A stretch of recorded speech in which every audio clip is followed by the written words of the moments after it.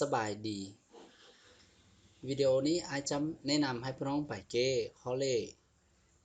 จงเก้ระบบส่งผลในกลุ่มจำนวนธรรมศาสตร์นี้จะเป็นข้อเลขหนึ่งที่เขาเจ้าเคยเส่งนักเรียนเก่งอยู่ประเทศเวียดนามว่าหลายปีผ่านมานี่ก็บทเส่งนักเรียนเก่งของเฮาก็มีหลายข้อที่เขาเจ้าจะเอาตามลักษณะของต่างประเทศตัวอย่างคือเวียดนามบอกเขาจะเอา2-3ข้อหรือว่าอยู่กัมพูเชียเขาเจ้าก็เอา2-3ข้อที่มีลักษณะคล้ายคือตัวนั้นเพราะว่ามีหลายอาจารย์ที่เขาเจ้าไปเรียนจากประเทศจบจากประเทศเวียดนามบ่หรือว่าประเทศกัมพูเชียหรือว่าประเทศฝรั่งนี่ฉะนั้นเฮาเป็นนักเรียนเฮาควรจะเบิ่งบทเรียนที่เขาเจ้าเคยเส่งอยู่ต่างประเทศเพราะว่าสิ่งนักเรียนเก่งเนี่ยเขาจะเอาบทเรียนทั่วไปนะฉะนั้นเฮาจะมาเบิ่งว่าข้อนี้เฮาจะแก้แนวใดเนาะหัวข้อของข้อนี้มันก็บ่ได้สับสนหลายมันเป็นระบบสมผลที่มี3ตัวหลักแต่ว่ามี2สมผลฉะนั้นก่อนจะแก้ได้ข้อนี้เฮาควรจะคิดถึงว่าเฮาจะรู้หรือว่ามีพื้นฐานอันใดเดที่1เฮาควรจะได้การแก้สมผลเดียวพันท้ายเนาะถ้าพี่น้องได้ตัวนั้นมาฮอดตัวนี้พี่น้องก็สามารถแก้ได้เพราะว่านี้เป็นสมผลที่มี3ตัวหลักแต่ว่ามี2สมผลฉะนั้นเฮาจะไปเบิ่งว่าข้อนี้เฮาจะแก้แนวใดเนาะเฮาไปเบิ่งวิธีแก้นำกันเลยเนาะตัวนี้เฮาสังเกตนี้เป็นสมผลขั้น1ที่มี3ตัวหลักอยู่รูปนี้ก็เป็นสมผลขั้น1แต่ว่านี้จะเป็นเศษส่วน3เนาะมีแต่ตั้งจากตัวนี้ซื่อๆฉะนั้นเฮาจากตัวนี้เฮาสามารถหมายสมผลนี้เป็นสมผลที่1และสมผลที่2เพื่อให้ง่ายในการเฮาคำนวณไปเนาะเฮาหมายตัวนี้แล้วหลังจากนั้นเฮาสังเกตตัวนี้ถ้าว่าเฮาคูณ3เข้าสมผลที่2นี่เฮาจะได้หยังเดถ้าเฮาคูณ3เข้าอยู่นี่จะกลายเป็น15 x บวกกับ 9y ตัวนี้จะกลายเป็นเซตจะกลายเป็น300นี่เราจะไปเบิ่งนำกันเลยว่าเฮาคูณเข้าจะกลายเป็นตามตัวนี้ถ้าเฮาคูณ3เข้า2ฝั่งของสมผลที่2เฮาได้ตามตัวนี้หรือเทียบเท่า 15x บวกกับ 9y บวกเศษเท่ากับ300นี่สมผลที่1ของเฮาคือมันจะมีอยู่ x บวก y บวกเศษเท่า100ฉะนั้นอยู่นี่เฮามีเศษอยู่แล้วฉะนั้นเฮาเอาสมมุติที่2นี่หรือว่าสมมุติที่เอา3คูณให้สมมุติที่2ลบให้สมมุติที่1ก็คือเอาตามตัวนี้ลบกันตามเตระฟาตัวนี้คือ300ลบให้100นี่ตอนนี้สมมุติของเราลบกันเซตอยู่นี่จะลบกันไปหมด 15x ลบให้ x ยังเหลือ 14x 9y ลบ y จะยังเหลือ 8y 300ลบ100จะได้200นี่ตอนนี้เราจะสังเกตตัวนี้ 14x บวก 8y เท่ากับ200เราสามารถหารให้2ทาง2ฝั่งอยู่นี่ยังเหลือ 7x บวก 4y เท่า100ตอนนี้จะกลายเป็นสมผลเดียวพันท้ายเนาะเป็นสมผลขั้นหนึ่งที่มี2ตัวรับนะฉะนั้นเราต้องจื้อในการแก้สมผลเกี่ยวกับสมผลขั้นหนึ่งที่มี2ตัวรับตัวนี้ถ้าพี่น้องได้ตัวนี้เราสามารถสอหาได้ใจผลตามที่เขาเจ้าว่านั้นตอนนี้เราอยากแก้ได้สมผลตัวนี้คือต้องสอหาอุปคุณร่วมใหญ่สุดของ2จำนวนนี้4และ7นี่คือเท่ากับ1หลังจากเราได้ตัวนี้เราจะได้ 7x บวก 4y เท่า1แล้วเดี๋ยวเราอยากได้เท่า100เราสามารถเฮ็ดได้ตอนนี้เราจะไปเกตตัวนี้คือเราสังเกตแต่7คูณลบ1บวกให้4คูณ2 4คูณ2ได้8ลบ7พอดีออก1ฉะนั้นตอนนี้เราจะได้ตามตัวนี้เราอยากให้มันเป็น100ตอนนี้เราจะคูณเขาคูณ100เข้า2ฝั่ง100คูณเข้าจะกลายเป็นลบ1นี่7เราหักษาให้มันคือกับตัวนี่7คูณ x ตอนนี้ x จะเท่าลบ100และ y เด้ตอนนี้ y จะเท่า200นี่ถ้าเราได้ตัวนี้เราสามารถถอนได้ x 0เท่าลบ100และ y 0เท่ากับ200ตัวนี้จะเป็นใจผลเฉพาะของสมผลตัวเมื่อกี้นั้นเราอยากได้สมผลทั่วไปเราต้องจื้อสูตรตัวนี้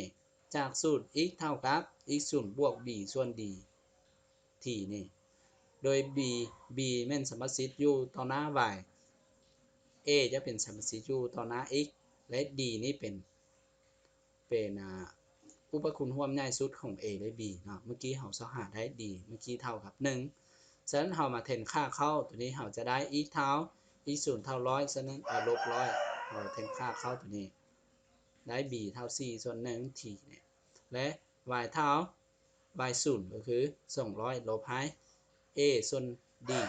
a เท่า7 d เท่า1ฉะนั้นได้ตามตัวนี้ซึ่งว่า t ต้องเป็นจำนวนท่วงตัวนี้คือเราจะเกณฑ์สมผลเกี่ยวกับ x y อยู่ในจำนวนท่วงก่อนหลังจากนั้นเราจะมานำใช้ข้อมูลที่เขาจะให้มาเพื่อสอบหาค่าของ x y เอาคำนวณตัวนี้ออกมาจะได้ x เท่ากับลบ100บวก4 t และ y เท่า200ลบ7 t ซึ่งว่า t อยู่ในจำนวนท่วงหลังจากนั้นเราจะมาเบิ่งว่าเนื่องจากใจผลของสมผลหรือว่าใจผลในกลุ่มจำนวนธรรมชาติเราได้หมายความว่า x y เมื่อกี้จะต้องเป็นจำนวนและเซตต้องเป็นจำนวนธรรมชาติเป็น n ฉะนั้นเราจะจากสมมุติที่1เราถอนเซตตาม x y เพราะว่า x y เมื่อกี้เราสามารถสอบหาได้แล้วตามตัวนี้เราสามารถถอนได้ตัวนี้เราแทน x y x บวก y เข้าเราจะได้เป็น100ลบให้3 t ฉะนั้น100ลบ3 t ตัวนี้เป็น100ลบให้100ลบ3 t จะกลายเป็น3 t x y z เป็นจำนวนธรรมชาติต้องหลายกว่าหรือเท่า1และเป็นจำนวนท่วงอีกฉะนั้นเราจะเอาเงื่อนไขตัวนี้หลายกว่าหรือเท่า1ซึ่งว่า t เป็นจำนวนท่วงและพวกนี้ก็เป็นจำนวนท่วงหมดฉะนั้นเรามาเทนค่าเข้าตัวนี้เราได้คำนวณตัวนี้ออกได้ลบ100มาทางนี้กลายเป็นบวกฉะนั้น100บวก1ได้101นี่ตัวนี้เราย้าย7ที่มาทางนี้กลายเป็นค่าบวกเอา1ย้ายมาทางนี้200ลบ1ยังเหลือ199หลายกว่าหรือเท่า7ทีตัวนี้หันทางสองฝั่งให้3เราได้ทีหลายกว่าหรือเท่า1ส่วน3แล้วเราคำนวณตัวนี้ออกมาเราจะได้ทีหลายกว่าหรือเท่า101ส่วน4หรือว่าเท่ากับ25ส่วน25.25เนาะทีหลายกว่าหรือเท่าตัวนี้แสดงว่าทีเป็นจำนวนท่วงต้องเอาทีแต่26ขึ้นเมื่อนะและตัวนี้เด้ทีน้อยกว่าหรือเท่า199ส่วน7 199ส่วน7หารออกมาจะได้28.42และอย่างหลายๆแต่ว่าที่เป็นจำนวนท่วงเขาจะเอาตามตัวนี้หมายความว่าที่ต้องน้อยกว่า28ลงถ้าเขาเอาที่จะเป็น28 27 26ลงมานี่หมายความว่าตามตัวนี้และตัวที่3นี่ทีหลายกว่าเท่า1ส่วน3หลายกว่าเท่า1ส่วน3ตัวนี้เราสามารถเอาเป็น1 2 3นี่ขึ้นเมื่อเลยได้หมดเนาะสัญจากตัวนี้เราสามารถถอนได้จะส่งอายุถึงนี่ตัว1หลายกว่าเท่า25.25ตัวที่2นี่น้อยกว่าหรือเท่า28.42ซึ่งเราถอนได้2อันนี้คือที่จะอยู่ในระหว่างนี้และที่หลายกว่าหรือเท่า1ส่วน3จะเหมาะสมกับตัวอยู่ถึงนี้แล้วฉะนั้นจากตัวนี้เราสามารถถอนได้ที่เท่าหลายกว่าหรือเท่า25.25เอาที่เท่า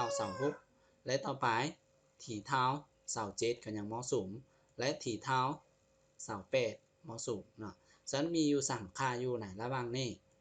ถ้าที่เป็นจำนวนท่วงฉะนั้นกรณีที่เท่ากับ26เราได้หยังได้ x เท่ากับลบ100คูณให้4บวกให้4คูณให้26และ y เท่า200ลบให้7คูณให้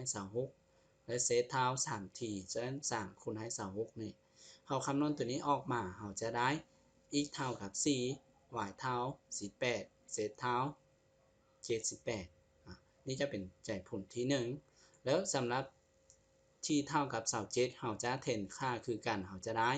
x เท่ากับลบ100บวกให้4คูณ27และ y เท่า200ลบให้7คูณให้27เซตเท่ากับ3คูณ27คำนวณตัวนี้ออกมาเราจะได้ x เท่า8 y เท่า11และเศษเท่า81ยังกรณีที่3กรณีที่ t เท่ากับ28เราก็เทนค่าเข้าคือกันเราจะได้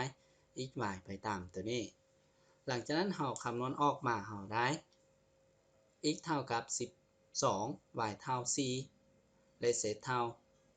84นี่คือคำตอบของแต่ละที่นี่แล้วเราจะได้ค่าของ x ดังนั้นใจผล ระบบสมผลในกลุ่มจำนวนธรรมศาสตร์แม้นจะมีอยู่3ใจพุ่นเนาะ x จะเท่า x เท่า4 y เท่า8 z เท่า78และ x เท่า4 x เท่า8 y เท่า11 z เท่า81และเหตุผลที่3คือ x เท่า12 y เท่า4และ z เท่า84นะนี่คือคำตอบของการแก้ระบบสมผลของเรานั่นซึ่งถ้าเราเข้าใจวิธีแก้แล้วมันก็บ่ยากเนาะก็แก้ไปตามตัวที่พี่น้องได้เรียนไปนั้นแต่ว่าถ้าเราบ่จื้อหรือว่าเราบ่รู้วิธีแก้ตัวนี้เราจะงงว่าเป็น2สมผลแล้วเราจะแก้ได้แนวใดเนาะขอเข้าใจ